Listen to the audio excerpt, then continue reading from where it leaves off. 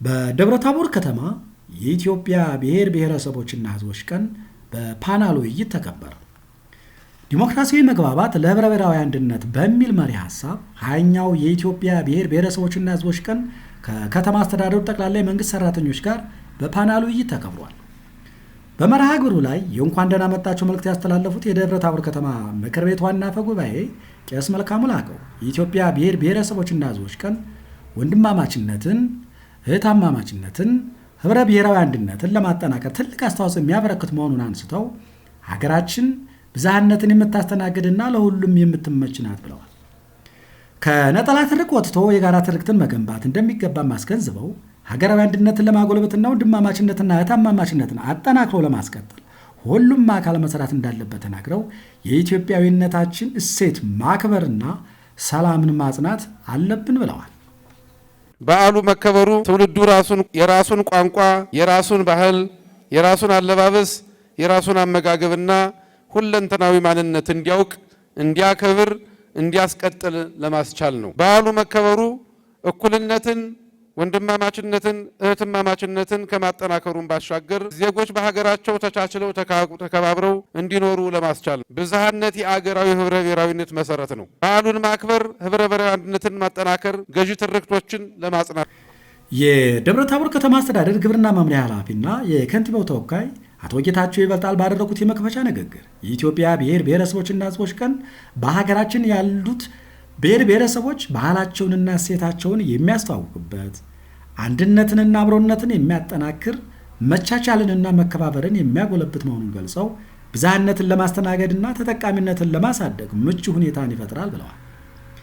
እንደ ሀገር የወል ትርክትን ለመገንባትና በጋራ ጉዳዮች ላይ በአንድ ለመቆም በትኩረት ይዞ መስራት እንደሚገባም አስገንዝበው የኢትዮጵያ ብሔር ብሔረሰቦችና ሕዝቦች ቀንን አንድነታችንንና አብሮነታችንን በሚያጠናክር መንገድ ማክበር አለብን ብለዋል። የዜጎች ዋስትና የሆነው ሕገ መንግስት የጸደቀበት በመሆኑ በልዩ ድምቀት እየተከበረ ይገኛል። የብሔር ብሔረሰቦች ቀን መከበር ብዝሃነትን ለማስተናገድ የጋራ ተጠቃሚነትና መግባባትን ለመፍጠር ያስችላል። የበለጸገች እና ዘላቂነቷ የተረጋገጠ ኢትዮጵያን በመገንባት ለቀጣዩ ትውልድ ለማስተላለፍ ለብሔር ብሔረሰቦች እውቅና የሚሰጠው በዓል መከበር ሚናው የጎላ ነው። የብሔር ብሔረሰቦች ቀን ብሔር ብሔረሰቦች ያላቸውን ቱባ ባህላቸውና እሴቶቻቸውን በአደባባይ እንዲያስተዋውቁ እድል የሚሰጥ በዓል ነው። የብሔር ብሔረሰቦች በዓል ታሪክ በኢትዮጵያ በጣም ረዥምና ውስብስብ ታሪክ ያለው ነው። ኢትዮጵያን ከጥንት ዘመን ጀምሮ የብዙ ብሔር ብሔረሰቦችና ቋንቋ መኖሪያ ነች። ከዚህ የተነሳ የኢትዮጵያ ብሔረሰቦች ታሪክ በብሔራዊ መንገድ የመኖርና የመዋደድ ታሪክ ነው።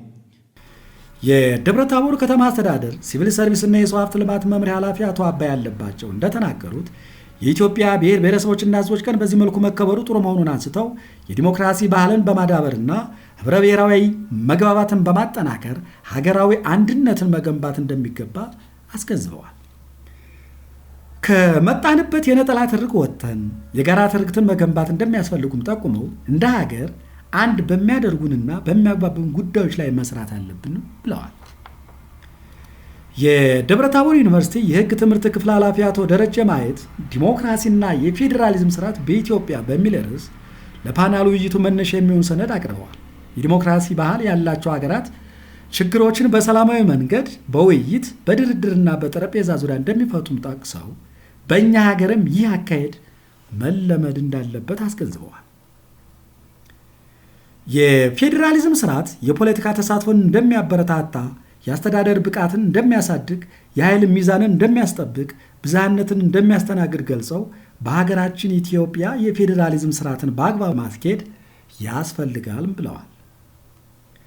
በመርሃ ግብሩ ላይ የተሳተፉ የመንግስት ሰራተኞችን በሰጡት ሀሳብ የኢትዮጵያ ብሔር ብሔረሰቦችና ሕዝቦች ቀን በዚህ መንገድ መከበሩ ጥሩ መሆኑንና ተጠናክሮ መቀጠል እንዳለበት ተናግረው ብዝሃነትን በአግባቡ ለማስተናገድ በትኩረት ተይዞ መሰራት አለበት ብለዋል። መንግስት የህግ የበላይነትን ለማስከበር ሊሰራ እንደሚገባ ጠቁመው የኢኮኖሚ ፍትሐዊነትን ለማረጋገጥና አንድነትን ለማጠናከር መሰራት አለበትም ብለዋል። እንግዲህ አጠቃላይ የሀገራችን ወይም እንደ ክልላችን እንግዲህ ብዙ ብሔር ብሔረሰቦች አሉ። በክልላችንም በሀገራችንም ይህን ሁሉም ብሔር ብሔረሰቦች የአንዱን ብሔር ማንነት፣ ቋንቋ፣ ባህል፣ ወንድማማችነት በተመሰረተ እህታማችነት በተመሰረተ መልኩ ሀገራዊ መግባባት፣ ሀገራዊ አንድነት እንዲመጣ ሁሉም የበኩሉን ድርሻ ማድረግ አለበት። ይህንንም ለማድረግ ሁሉም ተሳትፎ ማድረግ አለበት። በብሔር ብሔረሰቦች መካከል ግጭት፣ ግድያ፣ አለመግባባት ይታይ ነበር። አሁን ደግሞ በተለይ አሁን ያለው የመንግስት በብሔር ብሔረሰቦች መካከል በልዩነታችን መካከል አንድነት እንዲመጣ ለማድረግ የተለያዩ ስራዎችን እየሰራ ይገኛል። በተለይ ይህን ደግሞ እንደ ትልቅ አጀንዳ ተደርጎ የተወሰደው የምክክር ኮሚሽኑ ስለሆነ እሱን ሁላችን ማጋዥ መሆን አለብን። ስለዚህ የምክክር ኮሚሽኑ ተግባራዊነት፣ ውጤታማነት እንዲኖር በተለይ የነበሩ ችግሮችን ለመፍታት ነጠላ ትርክት፣ የተዛቡ ትርክቶችን በመተው በሚያግባቡን አንድነት በሚያደርጉን በወሉ ትርክቶችን ይዘን ሁላችንም የድርሻችን ልንወጣ ይገባል። በፕሮግራሙ ላይ የጉና የሙዚቃና የቲያትር ቡድን የተለያዩ የሙዚቃ ስራዎችን አቅርቧል።